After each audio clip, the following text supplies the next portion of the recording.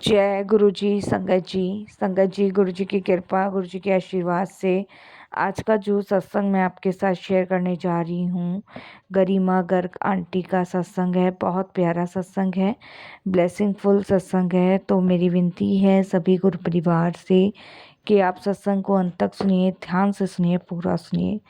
सत्संग का मतलब होता है सत्य का संग, और सत्संग की प्राप्ति हमें जब ही होती है जब गुरु कृपा होती है। तो हम सभी बड़े भाग्यशाली हैं कि हम पे गुरु कृपा हुई और सत्संग सुनने का और शेयर करने का हमें सौभाग्य प्राप्त हो रहा है। गुरुजी महाराज कहते हैं सत्संग सुनने वाले का भी कल्याण, सत्संग करने वाले का भी कल्याण। इसमें दोनों का ही कल्याण होता है सत्संगत जी। तो बिना स्किप किए अंत तक ध्यान से और पूरा सत्संग सुनिएगा। जब हम सत्संग सुनते हैं तो सत्संग के माध्यम से हमारे अनेकों सवालों के जवाब मिलते हैं, हमारे अनेकों दुख दर्द कष्ट दूर होते हैं और साथ में गुरुजी महाराज की ब्लेसिंग्स भी प्राप्त होती है। तो इसीलिए सत्संगत जी बिना स्किप किए अंत तक ध्यान से पूरा सत्संग सुनिएगा और गुरुजी की ब्लेसिंग्स प्राप्त कीजिएगा। और अगर आप भी अपने सत्संग अनुभव शेयर करना चाहते हैं तो हिंदी में साफ राइटिंग में आप अपना सत्संग लिख कर हमारी जीमेल आईडी पर सेंड कर सकते हैं, ताकि आपके द्वारा सुनाए गए सत्संग से जो भी गुरुजी महाराज की नई जुड़ने वाली संगत होगी उन्हें गुरुजी के कल्याण महिमा अनुभव के बारे में ज़्यादा से ज़्यादा पता चलेगा। सत्संग आपको पसंद आए तो आप इसको लाइक कीजिए, चैनल को सब्सक्राइब कीजिए, ज़्यादा से ज़्यादा संगत में शेयर कीजिए और बेल आइकन दबाना बिल्कुल नहीं भूलिएगा। जब भी कोई लेटेस्ट सत्संग आएगा उसका नोटिफिकेशन आपके पास आएगा। तो चलिए संगत जी चलते हैं गुरुजी महाराज के सत्संग की ओर। सत्संग शुरू करने से पहले करते हैं गुरुजी का मंत्र जाप। ओम नमः शिवाय, शिव जी सदा सहाय। ओम नमः शिवाय, गुरुजी सदा सहाय। जय गुरुजी संगत जी। संगत जी मेरा नाम गरिमा गर्ग है और ये मेरा शुक्राना सत्संग है। मैं नई दिल्ली से अपना सत्संग शेयर कर रही हूँ, कोई भूल चूक हो तो क्षमा कीजिएगा। और मंत्र जाप से मैं अपना सत्संग शुरू करूँगी। ओम नमः शिवाय, शिव जी सदा सहाय। ओम नमः शिवाय, गुरु जी सदा सहाय। संगत जी कुछ टाइम से हमारे घर में कुछ भी चीज़ें नॉर्मल नहीं चल रही थी, सारी चीज़ें डिस्टर्ब चल रही थी। और इस चीज़ के लिए गुरुजी मुझे बार बार मैसेज दे रहे थे कि बहुत बड़ी संकट तुम्हारे परिवार में आने वाला है, बहुत बड़ा कष्ट तुम्हारी फैमिली में आने वाला है। तो गुरुजी महाराज मुझे बार बार हिंट दे रहे थे, बट संगत जी मैं उस हिंट को समझ ही नहीं पा रही थी। और मैं गुरुजी को बार बार कही थी कि सब कुछ आप पे छोड़ा हुआ है गुरुजी, जो भी जानो आप जानो, हम तो नादान हैं, मूर्ख हैं, हमें कुछ नहीं पता है, तो सब कुछ आपके ऊपर छोड़ा हुआ है। तो संगत जी अभी 2-1 महीने पहले मेरे हस्बैंड का एक एक्सीडेंट हुआ था और उस टाइम पे संगत जी हमने सोचा नहीं था कि मतलब ऐसा भी हो जाएगा। और उस टाइम गुरुजी की ऐसी कृपा रही, ऐसी ब्लेसिंग्स रही कि एक्सीडेंट मेरे हस्बैंड का हुआ, ज़्यादा चोट नहीं आई, थोड़ी बहुत गाड़ी वगैरह टूटी, बाकी संगत जी चीज़ें नॉर्मल हो गई। तो मैं थोड़ी सी परेशान हो गई अपने हस्बैंड का एक्सीडेंट देख के। तो मैं गुरुजी को कहने लगी, गुरुजी अभी तक आपने संभाला है ना, तो आगे भी आप ही संभालना, बस आपका लख लख शुक्राना कि आपने मेरे हस्बैंड को कुछ नहीं होने दिया। फिर संगत जी कुछ टाइम बाद गुरुजी के मैसेज मुझे फिर से आने लगे। फिर संगत जी मैं थोड़ा सा डिस्टर्ब हो गई और फिर भी मैंने गुरुजी के ऊपर ही सारी चीज़ें छोड़ी। मैंने कहा गुरुजी अब आपके ऊपर ही है, आप ही सब की रक्षा करना, पूरे परिवार का ध्यान आप ही रखना है और आपके ऊपर ही सब, अपनी पूरी फैमिली छोड़ दी है मैंने। तो गुरुजी कोई भी संकट आए उसे दूर ही रखना हमारी फैमिली से। तो मैं रोज़ गुरुजी से यही अरदास करती थी। तो संगत जी एक दिन मेरे पास सत्संग का इनविटेशन आया और मैं सत्संग अटेंड करने गई। तो मेरा बेटा संगत जी स्कूल से आने के बाद एक स्पोर्ट्स का गेम होता है वहाँ जाता है सीखने के लिए। तो करीबन संगत जी 3:30-4 के आसपास का टाइम होता है, कभी 3 जाता है, कभी 4 जाता है। तो मेरे को भी सत्संग में 4 बजे का टाइम था, तो मैंने अपने बेटे को कहा, मैंने कहा आप चले जाना और मैं सत्संग में जा रही हूँ, और सत्संग से आके मैं आंटी के यहाँ से चाबी ले लूँगी, तुम आंटी को दे जाना। क्योंकि अराउंड संगत जी जैसे 3 बजे जाता है तो 6 बजे छुट्टी होती है, 4 बजे जाता है तो फिर 7 बजे होती है। तो कहता है ठीक है मम्मा, मैं चाबी दे के जाऊँगा।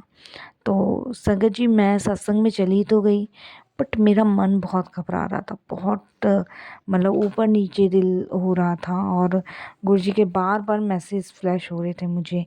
तो मैं जब सत्संग में पहुंच गई तो मैंने बाहर ही सत्संग अटेंड करने से पहले अपने हस्बैंड को फ़ोन किया, बोले मैं ठीक हूँ, ऑफिस में हूँ। मैंने अपने बेटे को फ़ोन किया, कहता है बस मम्मा मैं पहुँचने ही वाला हूँ। तो बस यही चल रहा था, मैं बेफिक्र हो गई। मैंने कहा बाकी गुरुजी हैं। अंदर जाके संगत जी मैं सत्संग में बैठ गई।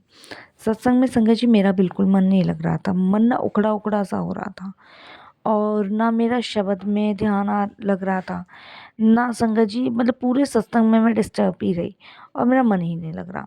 जब संगत जी चाय प्रसाद समोसा प्रसाद आया, तब संगत जी मैं थोड़ी सी और मतलब घबराहट टाइप की सी मुझे होने लग गई, और मेरा बिल्कुल भी वहाँ मन नहीं लग रहा था 1% भी। मैं गुरुजी को कहने लगी कि गुरुजी ये क्या करवा रहे हो, आज पहली बार ऐसा हो रहा है जो कि मेरा सत्संग में मन नहीं लग रहा है। तो गुरुजी बस सब ठीक हो, आपके ऊपर है और सब आप ही पे छोड़ा हुआ है, गुरुजी सब ठीक रखना। तो और गुरुजी पता नहीं मेरा सत्संग में ध्यान ही नहीं लग रहा है, मेरा मन नहीं लग रहा, घबराहट हो रही है। ये मैं मन ही मन गुरुजी से बात करती हूँ। तो वहीं सत्संग में बैठे मैं मन ही मन गुरुजी से बातें की जा रही थी सब कुछ। तो संगत जी इतने में एक आंटी आती हैं, और आंटी मुझे आके कहती हैं कि आप ना थोड़ा सा आंटी आगे जाके बैठ जाओ। मैंने कहा हाँ जी। तो मुझे वो थोड़ा सा आगे करती है, मैं आगे जाती हूँ। संगत जी ऐसे आगे करते करते करते करते मैं बिल्कुल गुरुजी के नज़दीक चली जाती हूँ, बिल्कुल नज़दीक चली जाती हूँ, जहाँ पे गुरुजी की गद्दी विराजमान थी। और संगत जी वहाँ पे मैं बिल्कुल गुरुजी की गद्दी की साइड में बैठ जाती हूँ, और वहाँ शब्द चलता रहा। और संगत जी एकदम से शब्द चलते चलते मतलब ये समझ लो मेरे को नहीं पता, मैं एक गहरी नींद में चली गई उस सत्संग के अंदर, आंखें बंद करके शब्द सुनते सुनते गहरी नींद में गई। तो वहाँ पे संगत जी जहाँ पे मैं पहुँची वहाँ पे एकदम अंधेरा अंधेरा था, और मेरे बेटे का नाम प्रकाश है। तो संगत जी मैं देखती हूँ कि प्रकाश जो है अपनी स्कूटी लेके आ रहा है, और मैं अपने बेटे को बोलती हूँ कि तू यहाँ कैसे, और तू तो स्पोर्ट के लिए गया था। कहता मम्मा मैं गया था पर मैं वापस आ गया हूँ। तो मैंने कहा वापस आ गया है क्यों? तो कहता मम्मा आपको नहीं पता, मेरा ना बहुत बुरा वाला एक्सीडेंट हुआ है, और मतलब मेरे को ना बहुत चोटें आई हैं, मेरे को ये समझ लो मेरे शरीर में से आत्मा अलग हो गई थी, और वो तो गुरुजी मुझे यहाँ लेकर आए हैं। मैंने कहा गुरुजी तुझे यहाँ लेकर आए हैं? कि हाँ। मैंने कहा कहाँ है गुरुजी? तो कहता है देखो वो सामने गुरुजी खड़े हैं। तो संगत जी जब मैं सामने नज़र उठाती हूँ तो गुरुजी बहुत सुंदर वाइट कलर के चोले में थे। तो मैंने कहा गुरुजी ये क्या कह रहा है? तो गुरुजी कुछ नहीं कहते, गुरुजी मुस्कुराते हैं, और मेरा बेटा वहाँ पे मुझे बोलता है कि मम्मा गुरुजी ने मुझे बचाया, और गुरुजी ने मुझे कहा है कि जा तनु नई लाइफ ब्लेस कर दी थी। तो संगत जी ये मैं अपने ड्रीम में देखती हूँ वहाँ सत्संग के अंदर बैठे बैठे। तो मैं गुरुजी का वहाँ पे शुक्राना करती हूँ, और मैं कहती हूँ चल प्रकाश चल, अब तू चल घर चल वापस।